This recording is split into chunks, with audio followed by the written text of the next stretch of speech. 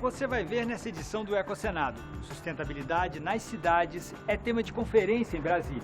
Hidrovia no Rio Madeira, em Rondônia, ajuda no escoamento da produção agrícola e reduz a emissão dos gases de efeito estufa. E você vai ver também o debate sobre energias renováveis e a importância da preservação do bioma caatinga em destaque nas comissões do Senado. A energia eólica, apesar de responder por apenas 3,7%, é a fonte que mais cresce no Brasil.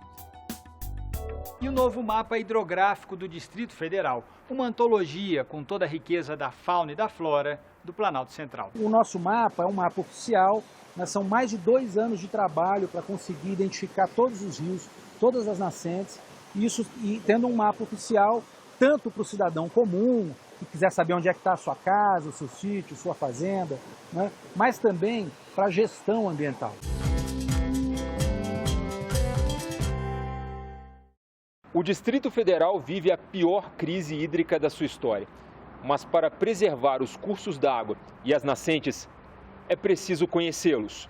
Por isso, o governo de Brasília lançou este ano um novo mapa hidrográfico do Distrito Federal, resultado de uma longa pesquisa envolvendo vários órgãos de governo.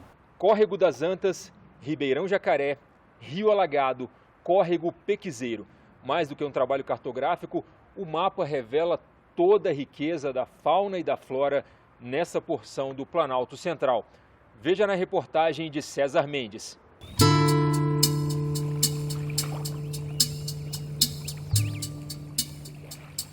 Pouca gente sabe, pelo Brasil afora, que o território do Distrito Federal é cortado por uma infinidade de córregos como esse aqui atrás. E nós viemos aqui até o córrego da Ponte para conversar com o secretário de Meio Ambiente do Distrito Federal, André Lima, sobre o novo mapa hidrográfico do Distrito Federal. Secretário, qual a importância de um trabalho como esse aqui do mapa em tempos de crise hídrica que nós já vivemos aqui no Distrito Federal? Olha, em primeiro lugar, é muito importante que todo cidadão de Brasília, conheça os seus rios, as suas nascentes, conheça a complexidade que é a malha hidrográfica de Brasília. Nós temos dezenas de milhares de nascentes em todo o Distrito Federal, né? Então, o nosso mapa é um mapa oficial, são mais de 2 anos de trabalho para conseguir identificar todos os rios, todas as nascentes, e tendo um mapa oficial tanto para o cidadão comum, que quiser saber onde é que está a sua casa, o seu sítio, sua fazenda, né?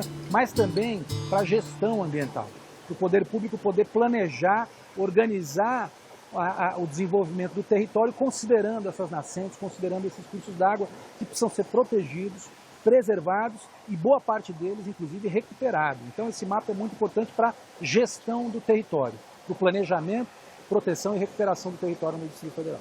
Esse curso d'água que nós estamos vendo aqui atrás, ele é formador do Lago Paranoá. Isso. E a gente está, hoje em dia, cogitando, já está, inclusive, fazendo trabalhos nesse sentido para a captação de água do Lago Paranoá para fornecimento à população, né? Quer dizer, qual é a importância de preservar um curso d'água desse? O que precisa ser feito para que o Lago Paranoá não seque também? Né? Nós estamos aqui na Cachoeira do Urubu, né? Conhecido como Cachoeira do Urubu, na região da Serrinha do Paranoá, um lugar importantíssimo, porque é um dos braços, o braço do Torto, né? O braço do Lago Paranoá mais protegido, com água de melhor qualidade. Então essa cachoeira, esse rio, essa região da Serrinha do Paranoá, a gente precisa proteger, né? A ocupação aqui precisa se dar de uma forma organizada, de uma forma planejada, né? Tendo as nascentes, a área de recarga de aquífero, os cursos d'água como um objeto essencial de proteção. Então é isso que a gente está procurando fazer, inclusive no licenciamento ambiental de novas obras para a região, precisam considerar essas áreas, porque o Lago Paranoá vem ser também mais uma fonte de abastecimento de Brasília. Nesse momento de crise, cada gota importa, né? Cada curso d'água, cada nascente é importante. Olhando no mapa, a gente percebe que um curso d'água como esse aqui também tem formadores, né? Quer dizer, você, para preservar um curso d'água como esse, você vai ter que preservar nascentes espalhadas ao longo de toda a extensão dele. Nessa região tem um projeto muito legal aqui da comunidade aqui da região, né? que mapeou um mapeamento participativo de quase uma centena de nascentes. E para chegar nesse nível, nessa intensidade de água, são vários contribuintes que vêm em pequenas nascentes, em pequenos cursos d'água. Muitas vezes é um fio d'água, como aquele aqui do lado, né? e que precisam ser também recuperados e protegidos.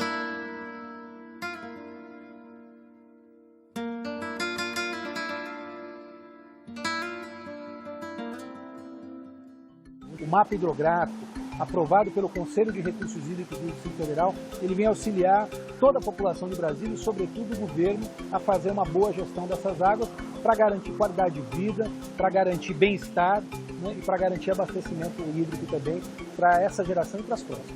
Esse ano de 2017, ele marca também os 20 anos da Política Nacional de Recursos Hídricos, né, que é um marco legal importante do nosso país. Esse mapa, ele se insere dentro desse ambiente da Política Nacional? Sem dúvida. Ele é um mapa do Conselho Distrital de Recursos Hídricos. Passou pelo Conselho dentro de um grupo de trabalho que estudou, aprovou os relatórios técnicos, aprovou cada fase de preparação desse mapa. Isso se dá no contexto do Sistema Distrital de Meio Ambiente. Nós temos uma lei distrital de recursos hídricos e que é vinculado ao Sistema Nacional, que fez 20 anos esse ano. A gente poderia dizer que a água, a escassez de recursos hídricos, é o grande nó que se coloca, vamos dizer, no sentido de despertar consciência ambiental hoje no Brasil e no mundo? Olha, eu posso dizer que é um elemento fundamental que está carecendo de mais atenção da sociedade e vou dizer mais, não só do ponto de vista de consciência ambiental no sentido estrito, mas no sentido mais amplo, que é o seguinte: 70%, 80% da atividade econômica aqui no Distrito Federal depende de água. Hoje o racionamento afeta bares, restaurantes, hotéis, sendo Brasília uma cidade que tem no turismo, no lazer, uma das suas vocações, isso realmente é um fator limitante para o desenvolvimento sustentável do Distrito Federal. Então a água, além, né, do abastecimento público, né, da qualidade de vida, do lazer, é um elemento fundamental para o próprio desenvolvimento econômico, para a geração de emprego e renda. Então o desenvolvimento ele tem que se dar em respeito à água e aos cursos d'água no Distrito Federal, sob pena de estarmos comprometendo o próprio desenvolvimento econômico. Então, também mais um motivo pelo qual esse mapa tem uma função relevante, que é orientar o planejamento também do setor privado. Uma vez que o mapa hidrográfico está pronto, quer dizer, qual é o plano da Secretaria para trabalhar com esse mapa? Então, o mapa ele é mais um dos instrumentos. Como eu te falei, a gente tem o zoneamento ecológico e econômico, ele se utilizou desse trabalho para identificar as áreas vulneráveis que precisam ser recuperadas, as áreas que têm vocação para atividades mais intensivas em uso de água, as regiões que precisam ser protegidas, preservadas, conservadas. Então esse mapa já está sendo utilizado, por exemplo, no âmbito do zoneamento ecológico econômico. Já está sendo utilizado na definição de áreas prioritárias para a recuperação do cerrado, que é um plano de recuperação do cerrado que a gente vai lançar agora, também a partir agora do mês de junho desse ano.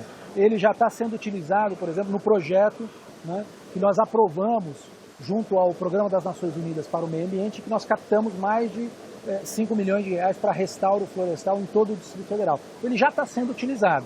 E também pela própria comunidade local, para identificar onde é que o mapa precisa de aprimoramento, onde é que não tem nascentes que precisam ser identificadas, ou seja, esse mapa já está é um mapa de trabalho e ele tem que ser permanentemente atualizado. A ideia é que em 1 ou 2 anos a gente possa lançar uma nova edição dele a partir desses trabalhos que estão sendo desenvolvidos. Quando a gente pensa no horizonte da crise hídrica, um trabalho como esse é um recurso importante para que a gente, digamos, veja um caminho para solucionar esse problema. Né? Não, ele é a base, né? Quer dizer, eu tenho dito assim, se não está no mapa, o que não está no mapa para a gestão pública não existe. E o mapa é também um instrumento de educação ambiental, de conscientização. Então, é uma grande virada que a gente precisa fazer de consciência e de uso do nosso cerrado e das nossas nascentes.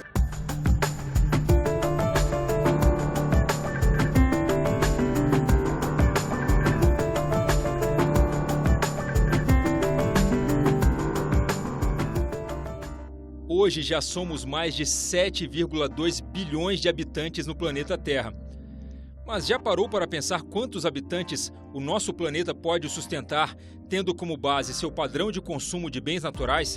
Se a população mundial adotasse o consumo médio dos habitantes africanos, poderíamos ter uma população de 9,6 bilhões de habitantes. A situação já muda quando observamos o número dos Estados Unidos e Canadá. A Terra só suportaria 1,7 bilhão de pessoas com esse ritmo de consumo. Nós, latino-americanos, temos uma pegada ecológica de 2,6 hectares, o que significa que a Terra poderia abrigar 5,2 bilhões de pessoas.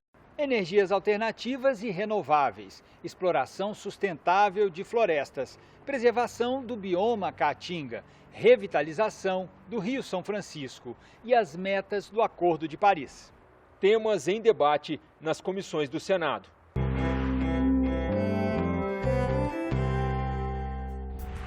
A Comissão de Infraestrutura analisou um relatório do governo federal sobre as matrizes energéticas brasileiras. Segundo o documento, que reúne dados até 2015, a energia hidrelétrica responde por 69% da matriz. O gás natural e a biomassa representam, respectivamente, 13% e 8% da matriz. A energia eólica, apesar de responder por apenas 3,7%, é a fonte que mais cresce no Brasil. Entre 2014 e 2015, aumentou 77%.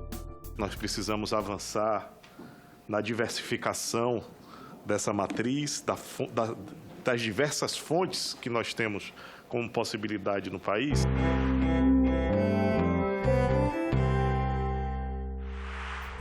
O lago da barragem de Sobradinho é o terceiro maior do mundo em volume de água. Ele vem sofrendo com a seca nos últimos 5 anos. Ao fim do período de chuvas em 2016, a barragem de Sobradinho possuía 34% de sua capacidade. Em 2017, o reservatório está com apenas 16%.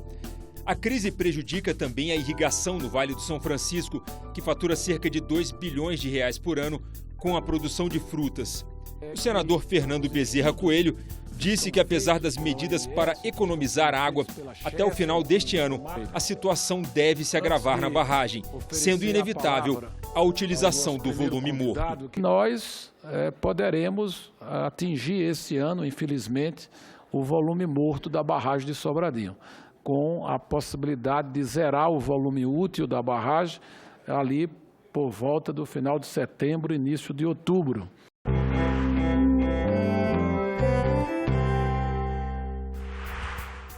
O senador Wellington Fagundes foi eleito por aclamação vice-presidente da Comissão de Meio Ambiente para o biênio 2017-2018. Entre os itens da pauta, a comissão aprovou o projeto de lei do Senado número 115 de 2015, que concede estímulos fiscais à exploração de florestas fora das áreas de preservação permanente e reserva legal, previstas no Código Florestal. O texto segue agora para a Comissão de Assuntos Econômicos, onde receberá decisão terminativa.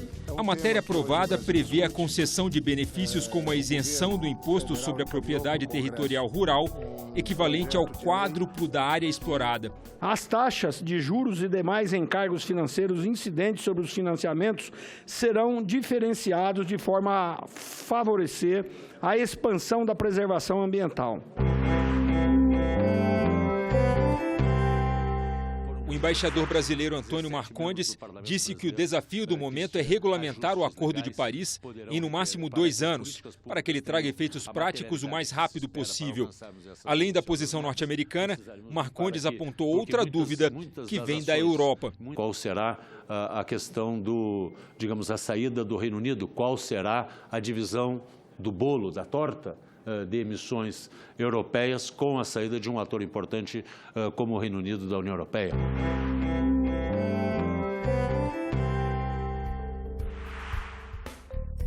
O projeto de lei do Senado número 187 de 2012, de autoria do senador Paulo Bauer, propõe a dedução no imposto de renda de até 50% de doações para projetos de reciclagem. A proposta já foi aprovada pelos senadores e está sendo analisada agora na Câmara dos Deputados.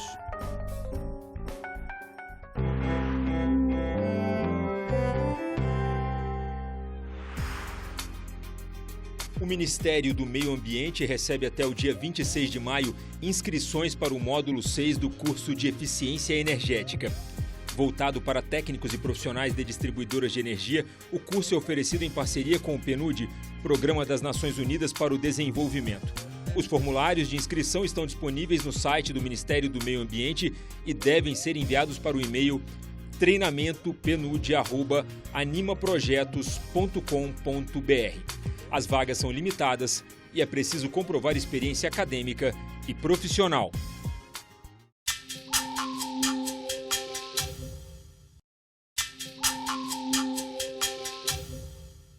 Após 14 anos de tentativas, os técnicos do refúgio Bela Vista, na usina de Itaipu, no Paraná, conseguiram a reprodução das onças em cativeiro, conforme já mostramos aqui no programa. No mês passado, a oncinha, que nasceu no final de dezembro, deu um verdadeiro show ao ser solta pela primeira vez no recinto dedicado à espécie.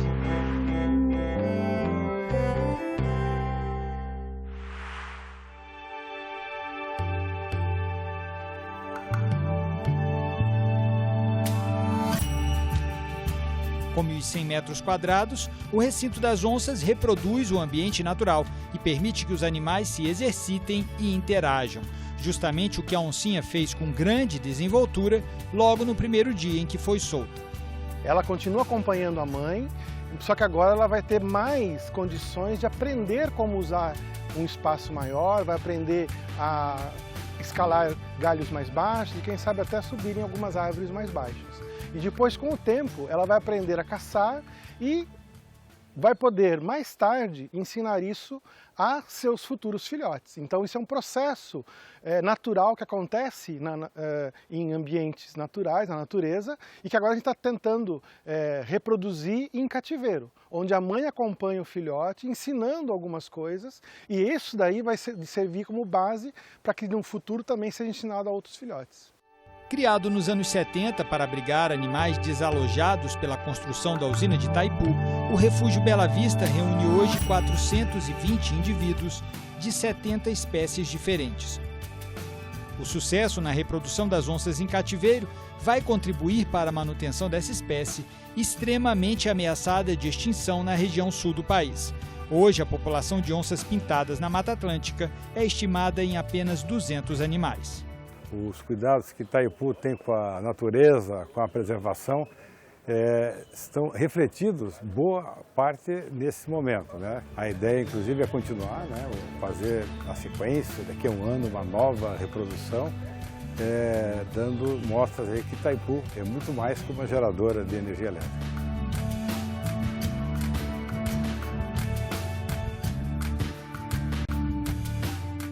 Atualmente, 74% da energia elétrica vem das usinas hidroelétricas. A demanda de energia pode aumentar em até 56% até 2019.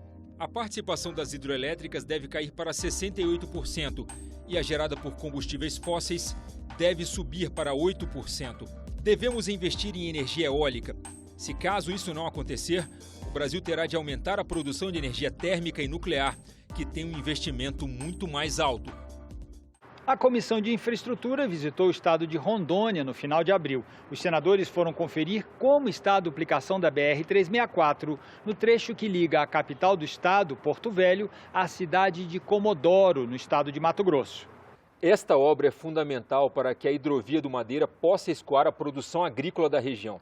A equipe do Ecosenado viajou com os senadores e a repórter Sabrina Mâncio mostra como a hidrovia vai contribuir para a redução dos gases de efeito estufa. Do posto Miri até aqui são 32 quilômetros e eu demoro 2 horas e meia com esse caminhão.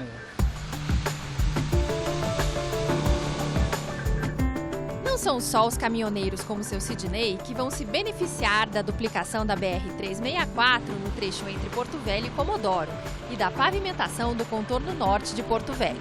O transporte de cargas nos portos da cidade também sai ganhando.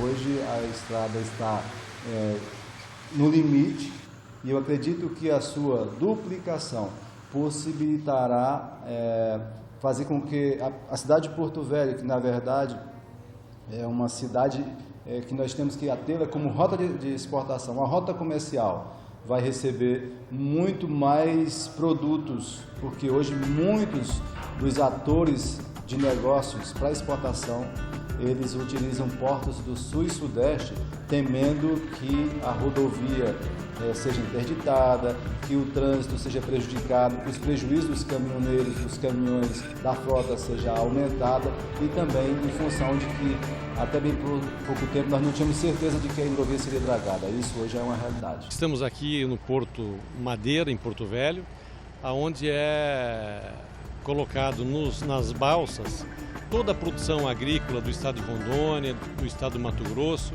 os grãos, o comércio também para Manaus, é embarcado aqui e vai pela hidrovia do Madeira até Itacoatiara, onde faz o transbordo para grandes navios para exportação. E vai até Manaus, aquilo que fica em Manaus e vai para o estado de Roraima também. Essa integração ela é de fundamental importância. A hidrovia do Rio Madeira é um dos principais caminhos de entrada e saída de mercadorias de Rondônia e do norte do Mato Grosso. E além de ser mais barato que o rodoviário, o transporte aquaviário é mais vantajoso ambientalmente. 20 balsas como essas carregam o equivalente a 700 caminhões, com menos consumo de combustível e menor emissão de gases poluentes. Ele é 75% menos poluente e 80% mais barato por quilômetro, por tonelada transportada. Então, investir em hidrovia é reduzir o custo do Brasil. Mas para a hidrovia funcionar, algumas obras são necessárias. A dragagem da hidrovia era um sonho de todos os atores de navegação em Rondônia. Portos, operadores, armadores e as populações que utilizam do rio. O Rio Madeira é um rio navegável, é um presente da natureza. E a sua dragagem é a garantia de que todos nós que fazemos a navegação pelo Rio Madeira teremos de que nós vamos ter ela funcionando 365 dias por ano, 24 horas por dia. Com a dragagem sendo feita, vai aumentar o transporte através da hidrovia do Madeira. Automaticamente, vai aumentar também o transporte através da rodovia, porque uma não vive sem a outra, uma complementa a outra. E para discutir em que pé está o projeto de concessão desse trecho da BR-364 e da pavimentação do contorno norte de Porto Velho, a Comissão de Infraestrutura do Senado fez uma reunião na capital de Rondônia. Representantes do Ministério dos Transportes, da Empresa de Planejamento e Logística, da Associação Brasileira de Concessionárias de Rodovias e do Departamento Nacional de Infraestrutura de Transportes, o DENIT, participaram do evento. Obviamente, o projeto não está concluído ainda. E para concluir, a grande mensagem que fica é que ele vai precisar realmente ser construído a diversas mãos. Não só o Ministério dos Transportes, mas toda a sociedade civil e seus representantes, os senadores, os deputados, o governo do Estado, para que, de fato, quando esse processo se finalize, ele represente a vontade do povo e que atenda às necessidades locais. Essa duplicação da BR vem em boa hora, né, porque vai dar também com o início e término da dragagem da hidrovia, podendo aumentar o fluxo de carga durante todo o período do ano.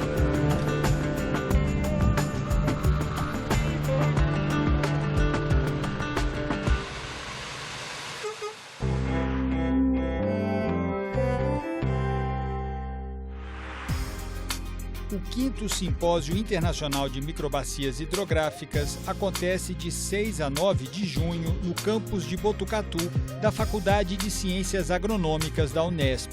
Os pesquisadores vão discutir estratégias de gestão e sustentabilidade nas microbacias. O pagamento de serviços ambientais e a governança da água no contexto das mudanças climáticas são alguns dos temas em debate. Inscrições pelo site fepaf.org.br ao custo de R$ 100 para estudantes e R$ 200 para profissionais.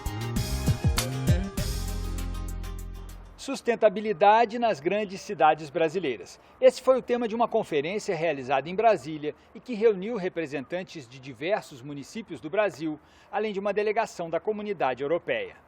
O conceito de cidades inteligentes surgiu nos anos 1990 e inclui, entre outros elementos, projetos urbanos que não desperdicem água e energia, combatam o aquecimento global e mostrem soluções inovadoras de mobilidade urbana. O Ecosenado foi conferir quais cidades europeias estão na ponta desse movimento. Você acompanha agora na reportagem de André Luiz Rego.